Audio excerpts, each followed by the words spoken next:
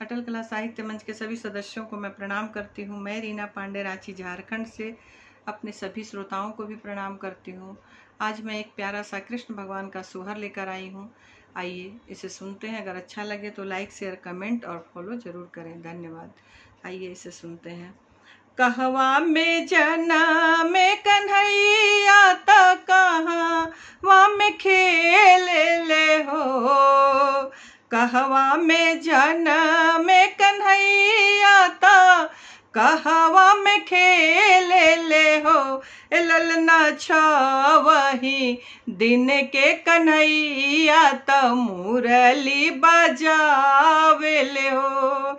ललना छवही दिन के कन्हैया त मुरली बजावे ले हो।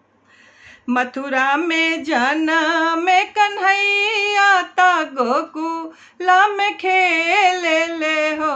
ललना छवही दिन के कन्हैया त मुरली बजावे ले हो।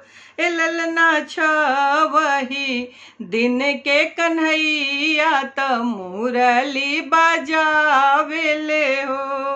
केकरा ही कोखी या में जनम के कर गोद खेल ले हो। ललना कथिए के झुलुआ बनावल, कथिए लागल डोरी कन्हैया झूले पालना हो। ललना कथिए के झुलुआ बनावल, कथिए लागल डोरी कन्हैया झूले पालना हो। देवकी के कोखिया में जनम जसोदा गोद खेल ले हो।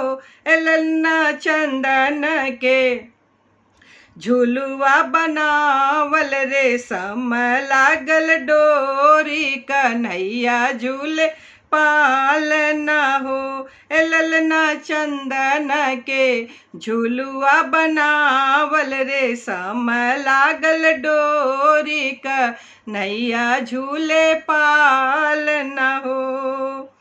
ललना मैया सोदा झुलावे त ललना निहारेली, रही रही बलैया ले लेली हो। मिली जुली आवेली सखिया त मंगल गावेली हो। ललना दुआर पर बाजेला बजनवा, महल मुरली बाजेला हो। ललना दुआर पर बाजेला बजनवा, महल मुरली बाजेला हो।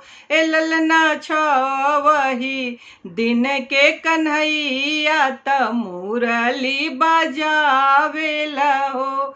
ललना छवही दिन के कन्हैया त मुरली बजावेला हो।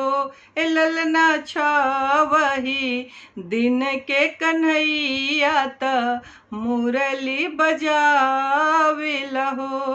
धन्यवाद।